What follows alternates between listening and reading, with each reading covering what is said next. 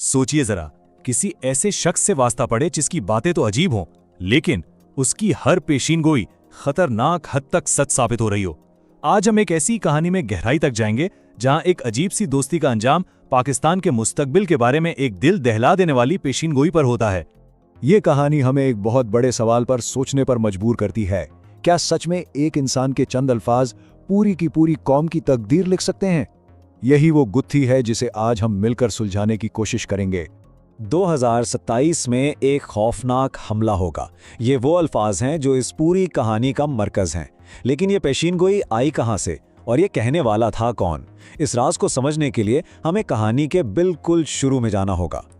तो कहानी शुरू होती है प्रोफेसर गनी जावेद से। ये कोई आम प्रोफेसर नहीं थे और इनका रावी के साथ रिश्ता किसी एहतराम वाला नहीं, बल्कि एक ऐसी दफ्तरी दुश्मनी से शुरू हुआ था जो रोज की नोक-झोंक पर चलती थी। दफ्तर का माहौल ना हमेशा तनाव भरा रहता। एक तरफ रावी थे जिन्हें अपना काम वक्त पर मुकम्मल करना होता, और दूसरी तरफ प्रोफेसर साहब जिनका दफ्तर हर वक्त लोगों से भरा रहता और सारा काम मेज पर पड़ा रह जाता। ये रोज का तमाशा था और झड़पें तो होनी ही थीं।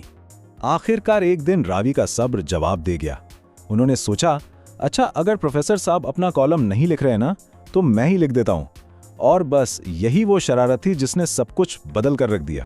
उन्होंने हर बुर्ज के लिए ना मन घड़त बातें लिख दी, लेकिन खास निशाना बनाया अपने एडिटर को। अब उन्हें पता था कि एडिटर साहब का बुर्ज जौजा है, तो इन्होंने एक ऐसी पेशीनगोई लिखी जो सरासर मजाक लग रही थी। लेकिन असल कहानी तो अगले दिन शुरू हुई। एडिटर साहब दफ्तर में हंसते हुए आए और बोले कि भाई ये मजाक तो 100% सच निकला। बीवी से लड़ाई भी हुई, पांव पर ग्लास भी पड़ा और 2000 रुपए भी गए। एक मामूली सी शरारत ने सबको हैरान कर दिया था। खैर, वो मजाक तो एक तरफ, लेकिन असल हैरत की बात यह थी कि प्रोफेसर गनी जावेद की सियासी पेशनगोइयां कोई मजाक नहीं थीं। वो तो खौफनाक हद तक दुरुस्त थीं। और इनकी दुरुस्तगी का रिकॉर्ड तो देखिए, हैरान कुन है। 1993 में नवाज शरीफ की हुकूमत गिरने की बात उन्होंने 1 साल पहले ही कर दी थी। फिर उसी हुकूमत की बहाली पर शर्त भी जीती। बेनजीर भुट्टो का आरूज व जवाल हो या सदर फारूक लुगारी के करियर का खात्मा, इनकी हर बात वक्त के साथ सच साबित होती गई। और हैरानी की बात यह थी कि ये सब मशवरे लेने वाले थे कौन? पाकिस्तान के बड़े बड़े नाम, मैजिस्ट्रेट, सेनेटर्स और चोटी के सियासी रहनुमा, सब के सब इस सादा से दिखने वाले शख्स से रहनुमाई लेने आते थे। लेकिन इस तमाम शोहरत और असर और रसूख के पीछे एक बहुत गहरा दुख छुपा था।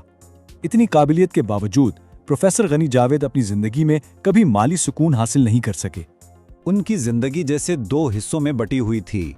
एक तरफ वो मुल्क की अशराफिया के मुशीर थे जिनकी हर बात मानी जाती थी, और दूसरी तरफ वो गुर्बत में जी रहे थे, एक छोटे से अखबारी कॉलम पर गुजारा करते हुए, यहाँ तक कि उनका कोई मुस्तकिल घर भी नहीं था। और शायद उनकी जिंदगी का सारा दुख इस एक जुमले में समाया हुआ है, अगर आप गरीब हैं तो लोग आपको संजीदा नहीं लेते, चाहे आप कितने ही नेक और दानिश्वर क्यों ना हो। ये हमारे मुआशरे की एक बहुत तल्ख हकीकत है। लेकिन इस पेशावराना जिंदगी से हटकर एक ऐसा जाती वाकया भी पेश आया जिसने रावी को प्रोफेसर की सलाहियतों का पूरी तरह कायल कर दिया। ये 1996 की बात है, जब रावी को नौकरी से निकाल दिया गया। वो अपना सामान समेटकर मायूसी में दफ्तर से निकल रहे थे कि प्रोफेसर साहब ने उन्हें देख लिया। उन्होंने कुछ पूछा नहीं, बस रावी का उतरा हुआ चेहरा देखा और उन्हें अपने साथ चाय खाने ले गए। चाय खाने में प्रोफेसर ने कागज पर कुछ लकीरें खींची और रावी के मुस्तकबिल के बारे में कुछ ऐसा कहा जिसने उनकी सारी मायूसी दूर कर दी। ये वो लम्हा था जब उनकी दफ्तरी दुश्मनी एक बहुत गहरे एहतराम में बदल गई। सालों बाद रावी की प्रोफेसर से आखिरी मुलाकात हुई। ये मुलाकात इस कहानी का सबसे अहम और शायद सबसे अफसोसनाक मोड़ थी। उस आखिरी मुलाकात के वक्त प्रोफेसर 95 साल के हो चुके थे। वक्त ने उनके जिस्म को बहुत कमजोर कर दिया था, लेकिन उनकी बसीरत अब भी वैसी ही थी। 95 साल की उम्र में भी उन्होंने मदद नहीं बल्कि काम मांगा। अपनी जिंदगी के आखिरी दिनों में भी उनकी खुददारी कायम थी, जो उनकी गुर्बत के दुख को और भी ज्यादा तकलीफ दे बना देती है। और फिर उन्होंने वो आखिरी दिल दहला देने वाली पेशनगोई की। उन्होंने कहा कि मुल्क पर अप्रैल के आखिर में एक बड़ा वार होगा। अगर पाकिस्तान इससे बच निकला तो 2027 में एक और उससे भी ज्यादा खौफनाक हमला मुंतजिर है, और अगर कौम इस इम्तिहान से भी गुजर गई तो फिर उसके बाद अमन ही अमन है।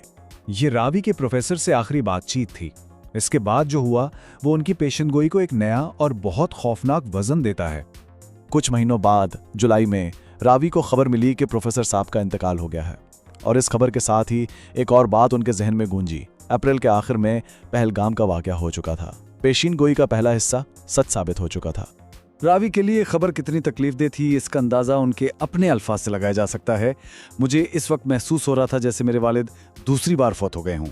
और अब हम सब इसी सवाल के साथ रह गए हैं जो प्रोफेसर गनी जावेद छोड़ गए हैं।